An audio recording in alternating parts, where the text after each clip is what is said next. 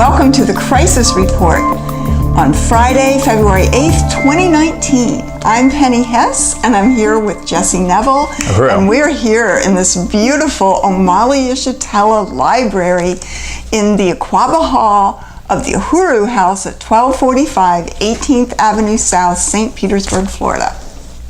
Uhuru, great to be here with you, Chairwoman Penny. It's great to be here, Uhuru. Uhuru, and we represent the African People's Solidarity Committee, the organization for white people created by the African People's Socialist Party with the strategy to extend the African Revolution into the white society and win the white community to a stand of reparations to African people based on the understanding that capitalism and this social system was built on the enslavement of African people and the genocide against the indigenous people of this land.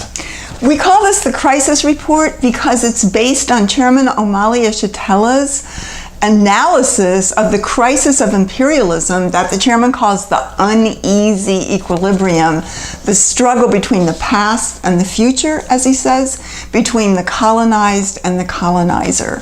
So we are summing up all aspects of this crisis of imperialism, and today we want to talk about what the U.S. government is doing to the people of Nicaragua and their Bolivarian revolution, and we want to express our outrage and our total denunciation of what the U.S. is attempting to do in our name.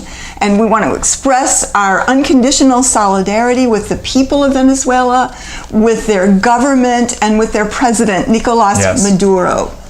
We stand in full solidarity with, again, the people and the government of Venezuela and President Nicolas Maduro, who was a bus driver. Yes. Where have you ever seen in this country a bus driver becomes the president of that country? This is the working class that we're seeing under attack in Venezuela. And we salute Chairman Omali Yeshitela, chairman of the African People's Socialist Party, our leadership, who has made several amazing statements summing up what's going on in Venezuela on his Facebook page and on the YouTube channel of Burning Spear, and showing, the solidarity of the African People's Socialist Party with Venezuela and with the Bolivarian Revolution. And the chairman even opened his brilliant statement, where you were in attendance, Chairwoman Penny, of his speech at Oxford, where he debated in, Oxford Union just a couple of weeks ago. He won the debate. Yes, he did. So he opened his statement there with a salute and a stand in solidarity with the people of Venezuela. So we join the party and the chairman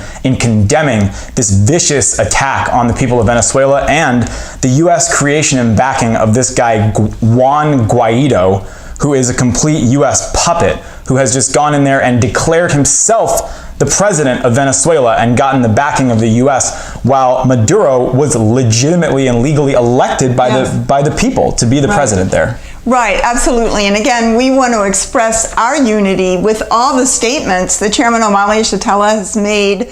We want to express our unity with the African People's Socialist Party's international solidarity with all oppressed and colonized peoples throughout its entire 50-year history. And we want to also express our unity with the African Socialist International that is fighting for the liberation and unification of Africa and African people everywhere. And again, make it clear that we are an organization of the African People's Socialist Party. Our job is to organize in the white community to extend the African Revolution inside of the belly of the beast and to organize for reparations to African people.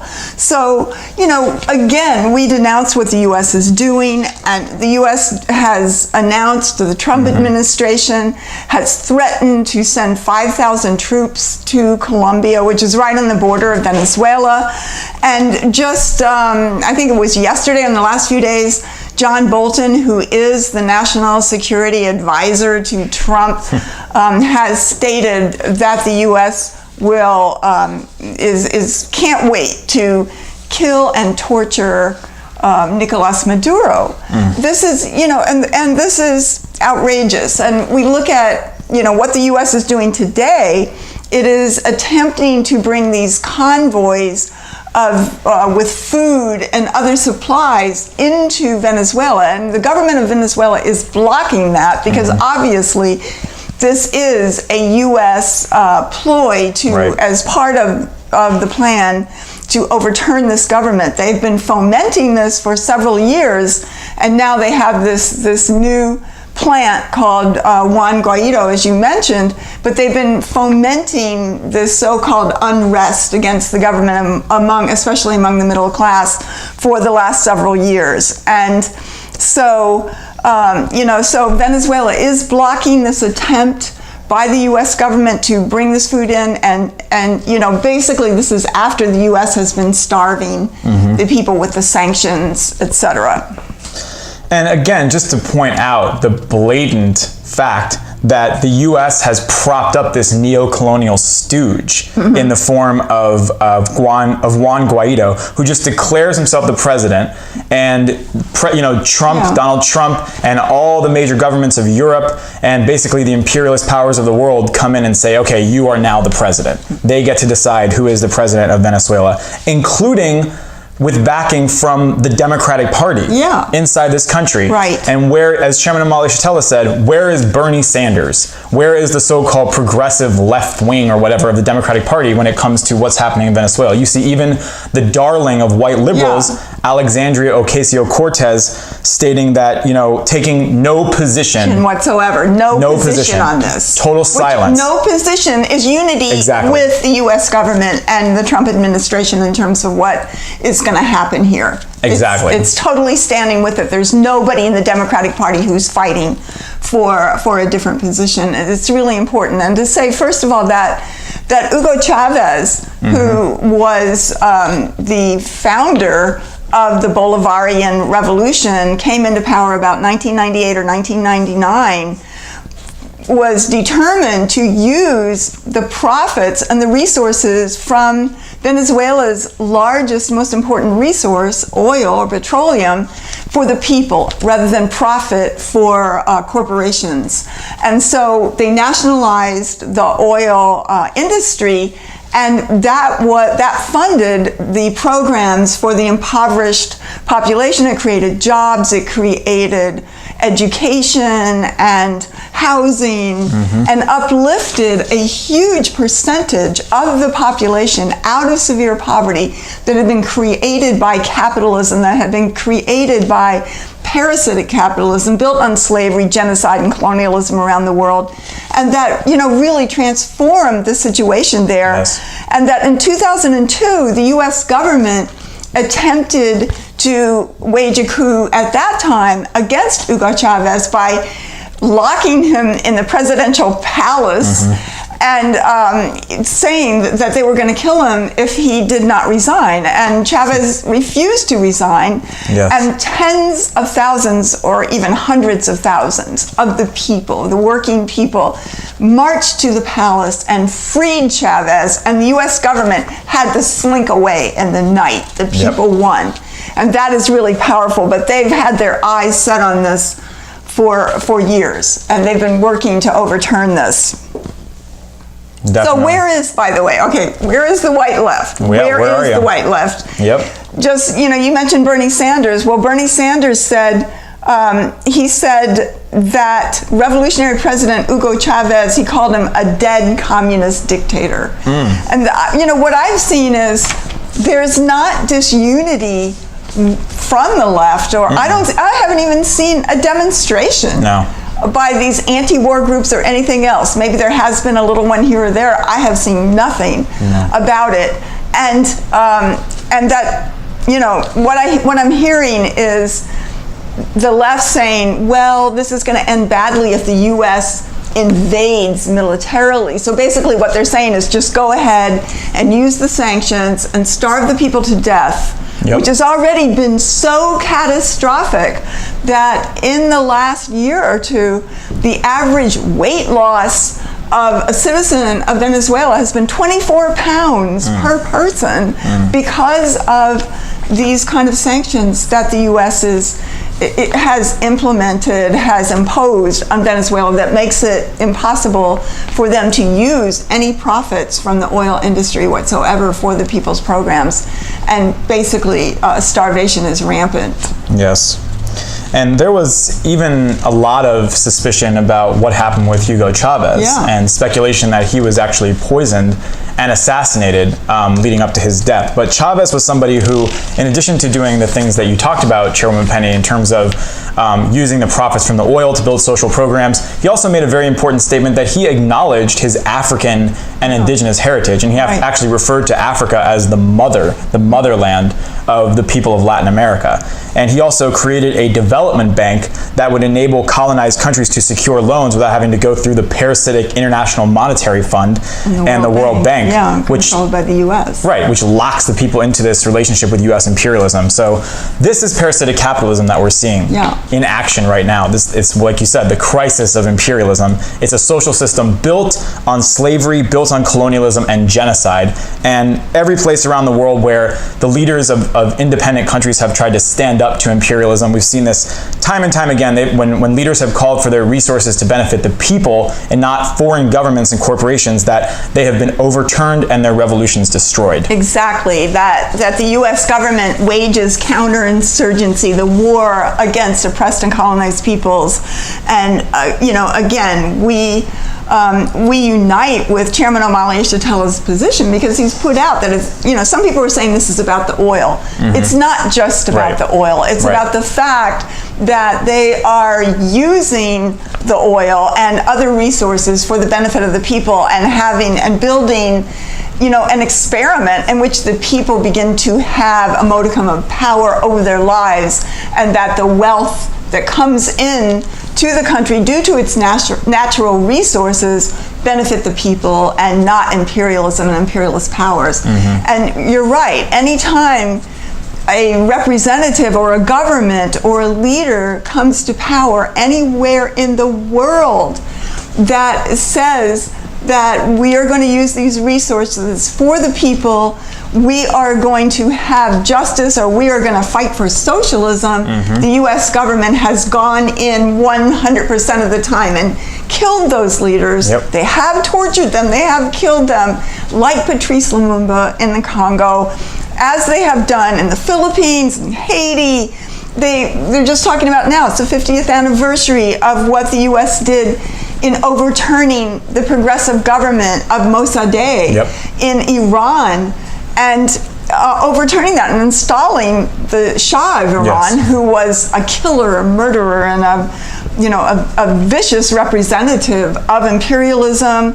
The Afghanistan progressive government in the 1970s was overturned. Thomas Sankara was killed, and a coup against him.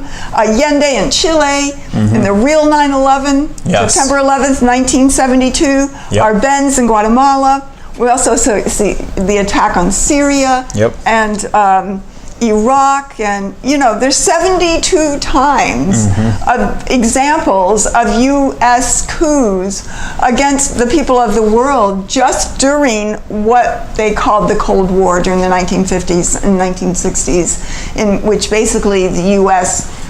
Was facing the contention from the Soviet Union, China, and other forces before they waged counterinsurgency against those governments as well. So I just want to say that what the U.S. is doing to the people of Venezuela, they want to do that to Cuba.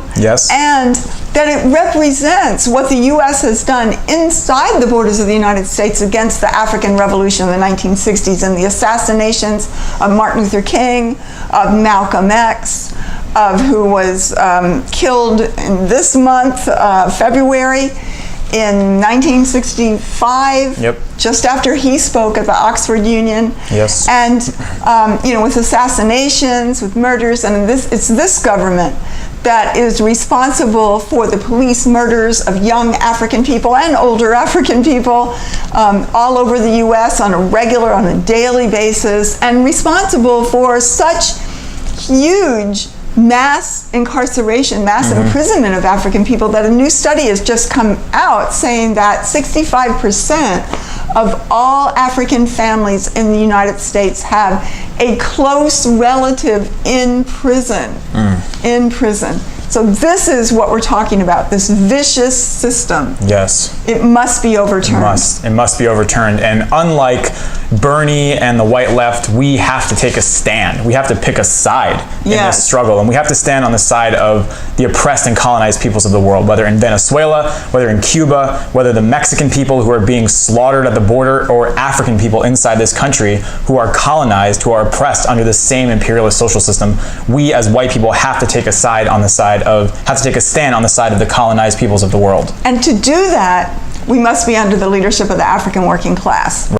There's no way that we can just say we're jumping off the pedestal of imperialism on our own, because we can't do that. We can't do that. It's the African working class based as the greatest internal threat, as the U.S. government itself said in its COINTELPRO program, the greatest internal threat inside the borders of the United States. It's the African working class representing the African nation, which is 1 billion strong, forcibly dispersed around the world, that has the power to defeat U.S. imperialism from within and to encircle it in Africa, in Brazil, in the Caribbean, and every place else that it is. And the African People's Socialist Party is very serious about self-government. And we can join in solidarity with that revolution by being hooked up to the leading force, the vanguard, the advanced detachment, the organized African working class, the African People's Socialist Party, the African Socialist International, built and throughout the continent of Africa, Europe, wherever African people are. But we have a job that is to go into the white community and win as many other white people as we possibly can, to stand on the forward side of history, to turn loose our whiteness, and to unleash the stolen resources in the form of reparations to the African Revolution. Uhuru. Uhuru. So if you want to join, if you want to make a donation to the African People's Socialist Party's incredible project called the Black Power Blueprint, going on right now in St. Louis, Missouri, and really in many other places, go to blackpowerblueprint.org. You can read all about it. You can see incredible videos, see the whole story, pictures, etc., of African working class gaining power over their lives. Go to blackpowerblueprint.org to contribute, to pay your reparations, to show your support. And if you want to join the African People's Solidarity Committee, go to apscuhuru.org. Uhuru. And I encourage anybody who's watching, any white person who wants to stand on the side of colonized peoples of the world and join the African Revolution under the leadership of the vanguard, to join the African People's Solidarity Committee and take a stand in solidarity with victory to the people of Venezuela, victory to Maduro, death to U.S. imperialism, and victory to the African Revolution. Right. It's not enough just to talk it, just to say it, but we have to struggle. We have to carry out a revolutionary role. Yes. We have a responsibility for the crimes that white people have committed and been complicit with, or even apathetically allowing to happen in our name for the last 200, 300 years that the U.S. has existed, and the last 600 years that European imperialism has existed. Uhuru. So again, go to apscuhuru.org. And Jesse, unity through reparations.